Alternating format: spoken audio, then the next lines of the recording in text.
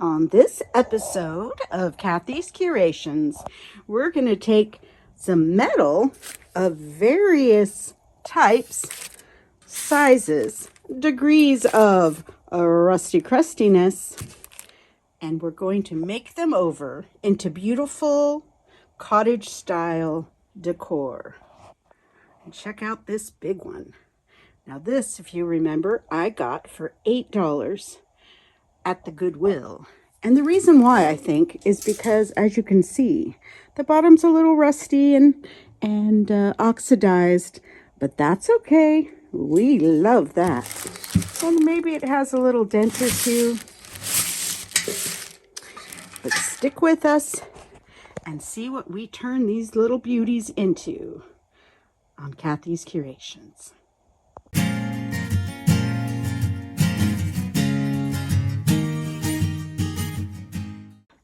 Good morning, my friends. It's Kathy here, and we have quite the projects to do. And I'm so excited, I'm not even sure which one to start with. But I will say, like I had said in the intro, that we're going to paint them. But we're actually not going to paint all of them. I have decided, this one is just absolutely gorgeous with the brass handles and the trim. So it's going to just get an IOD transfer. It is very much looks like a milk jug, very farmhouse looking. So I'm going to try and pick something probably from the Seeds catalog to put on here to be very farmhouse. So that'll be a quickie. So we'll wait on those for after we do the painting. And the same with this one. This is really good condition. I love the galvanized. There is honestly no point in painting it. We're just going to put a cute IOD transfer.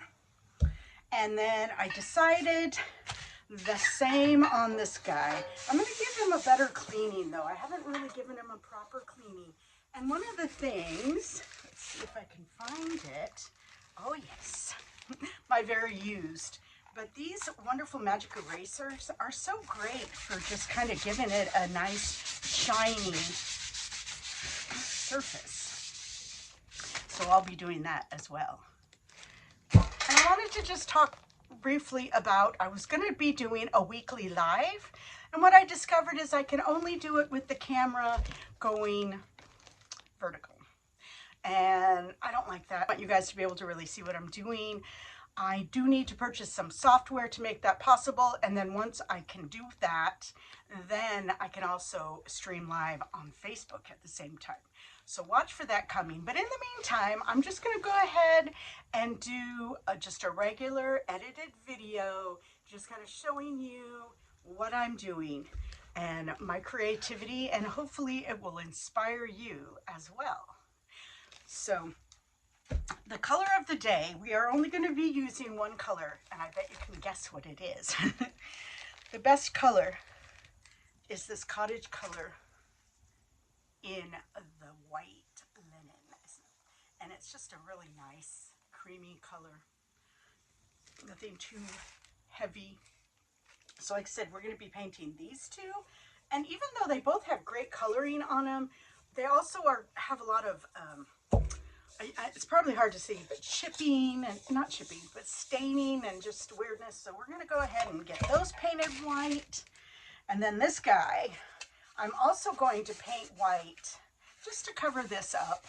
You know, I think this was originally maybe a Dollar Tree bucket, but it came to live with me and hung out outside and became very rusty crusty. So I am going to paint it white and then sand back and kind of expose some of that rust, and then we'll put some cute IOD transfers.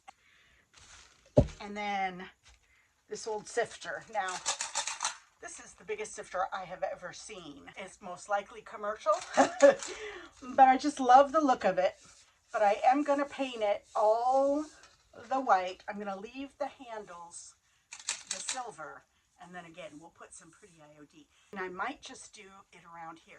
And right here is the name of the product. Foley is the brand. Once I paint it, I'm going to kind of sand that back as well. And so we'll just kind of do the flowers maybe up to it on each side and just make it really sweet and cute to put up on a shelf and put a bouquet in it. I mean, You could probably still use it. You just can't, you know, soak it in water and that kind of stuff, which I was thinking, honestly, why would you do that with a flour sifter anyway? You don't typically.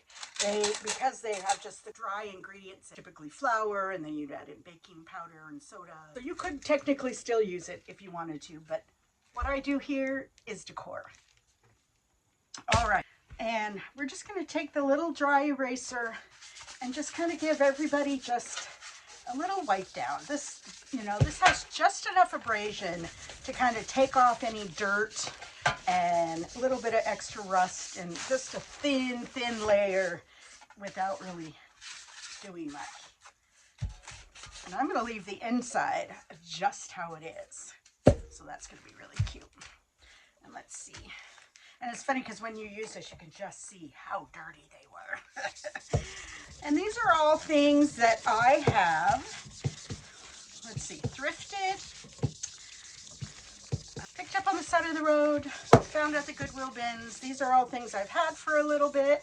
So I'm excited to get them all done and get them listed on my new website called kathyscurations.com, where we will have a lot of my hand-done things as well as vintage decor, a lot of kitchen-y things, a lot of florals, candlesticks, just all sorts of fun things that make great gifts. Just take a little paper towel here and just give them a nice little wipe down. Get off any of the debris. Let's see what we got.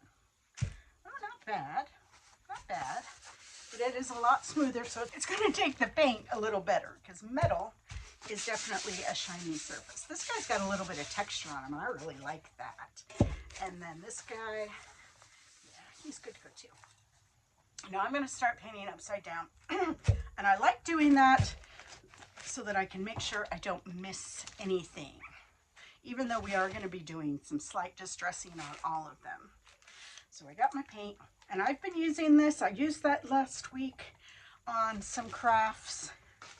So let's see. I can pop that open. And the funny thing is, I think I did find my paint can opener. But let's see.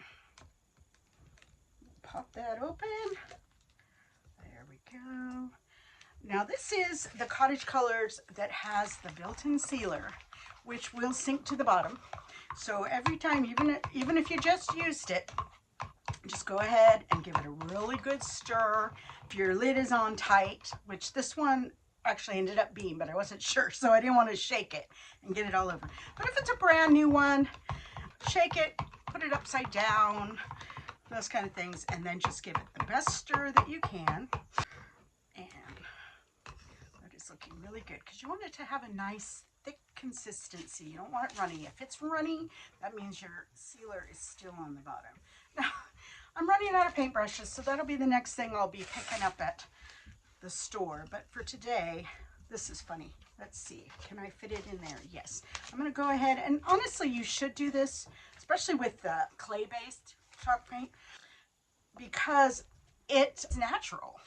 And if you start introducing things into it by dipping into the paint without putting it into something else, it can get really stinky and gross. So here we go. Now this first coat is going to be very splotchy, and that's okay, because we're just going to get a nice first layer, and that will help with the next layer to stick and be more consistent and not so splotchy. And these are all fun, super easy projects you could do. And that's about it for this first one, because you really don't want to overwork it, especially with the first layer. Just let it be. Set that over here, and we'll just keep going on the next one.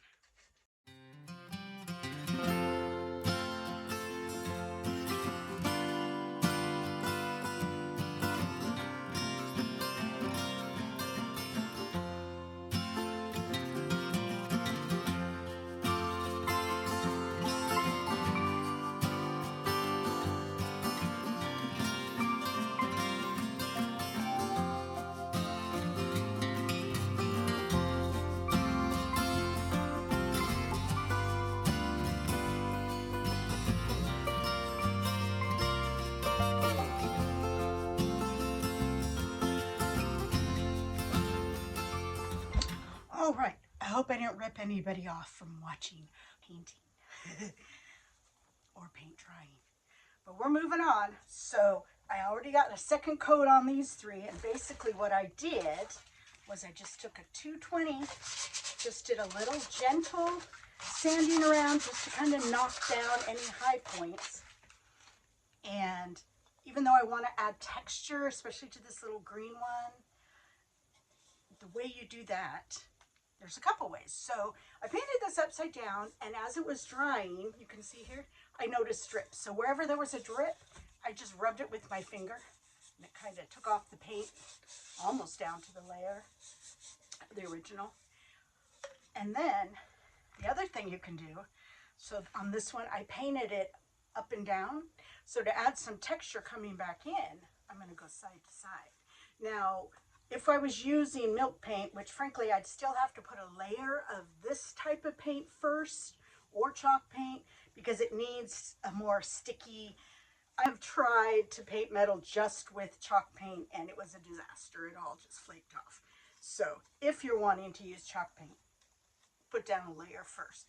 And then of course you can get much more textury. Whereas what I'm using with this built-in sealer, it levels itself out. So in order to add texture, if that's what you're looking for, you really got to do, a couple tricks. So that's one of them, is just going the opposite direction, and then you're going to see more texture, and then wiping your drips with your finger to kind of expose a little bit of it. And so I did that with all of these guys, but on this one, I'm kind of wanting it to be more smooth.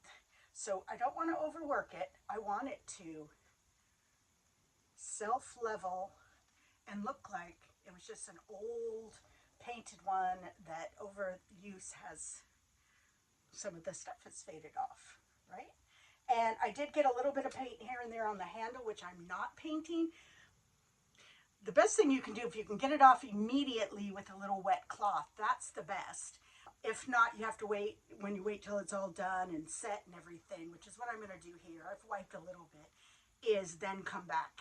And I might use a little dry eraser and clean it up. And I might even put a little bit of the Sweet Pickins top coat on it just to kind of give it a little bit of a sheen so that it matches more with this. But now we are at the point where I feel really good about the second coat. It looks really good. So now all we got to do is let it dry. And then we'll be on to the fun part of adding some IOD transfers. Everything is dry, ready to go, cleaned off, and I even took a few minutes to pick out some different IODs. So let's see. I think we got everybody's, and this was the last one. And I've been using more spring IODs, but for this sifter, I just couldn't quite find what I was looking for to just go in the band.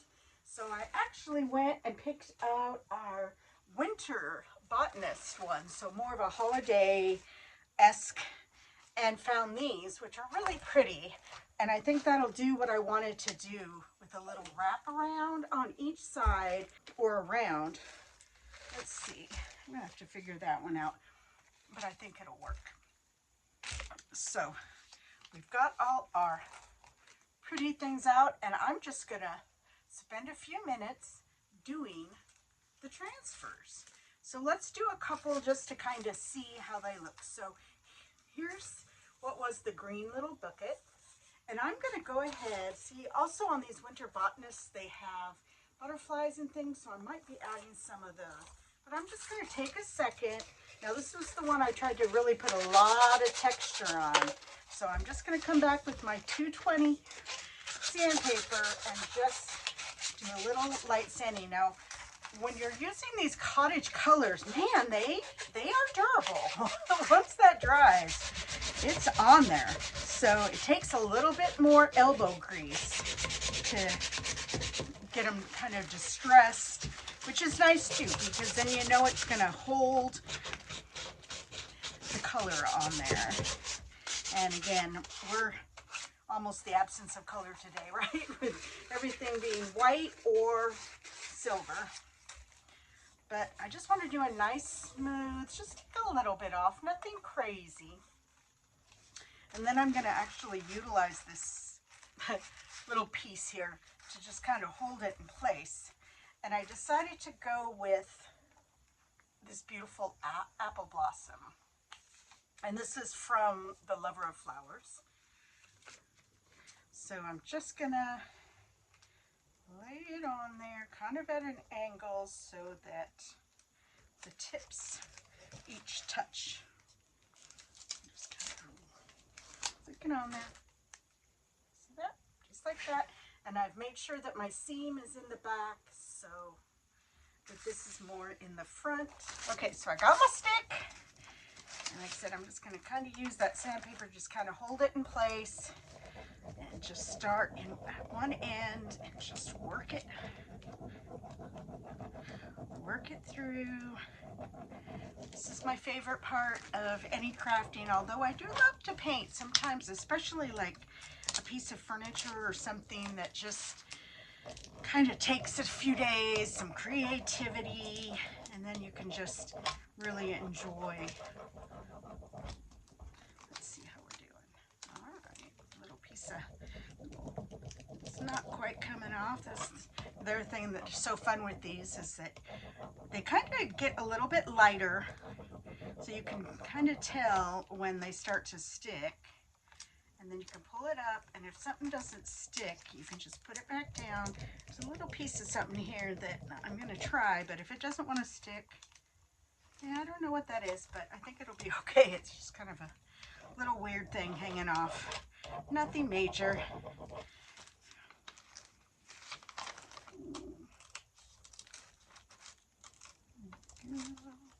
Just slowly. Sometimes once you get it going, oh, pretty. And we'll just do a little burnishing, just kind of rub it to make sure it stays on there. Isn't that cute? Now, with the Lover of Flowers comes with words and titles. So I am going to go ahead and flip it backwards, and right over the seam, I'm going to do the words for the apple blossom. Just for fun, and to have something on the back. Just makes it a little more unique. We're just gonna put it on here.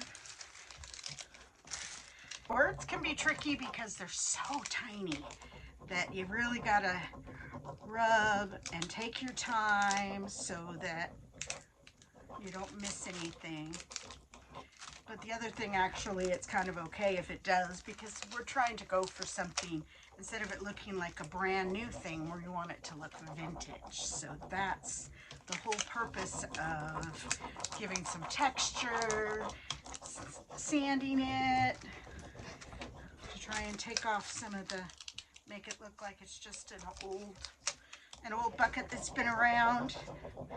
But when you put words on something, then it also, like with the seed catalogs, which I'm going to do on a couple of these, it makes it almost look like it was a marketing piece. And those are pretty popular too, is something that was maybe a giveaway where they made something really pretty, but then they have their name on it. Let's see. A couple of them, don't want to go all the way down. And like I said, I'm not hating it.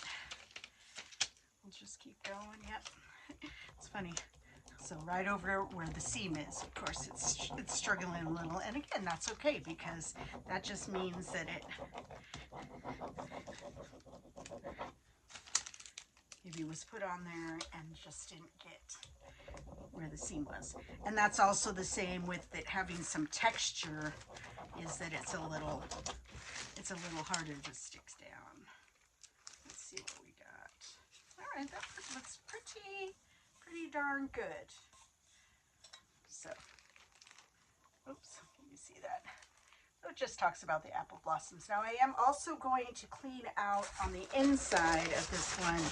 I'm going to do some sanding to remove the paint that got inside, because I just want it to be the green container in there. It doesn't have to be perfect. but I do want it to look a little bit cleaner. And then we might just do a little more. Let's try and find a, yeah, that's probably the best part of this. I have plenty of sandpaper, so to do the distressing. And like I said, these cottage colors really stick really well. And I'm just going to do just a little bit of sanding around the transfers so that they just kind of look older. Oh, that's so cute. And again, if there's any place that has some chunky paint, you can even do a little bit of sanding on this seam on the back. That's cute. Put it on the bottom. And that is it. So now I'm going to take a minute and go ahead and do all the other transfers. So hold on and I'll show you what they all look like when they're done.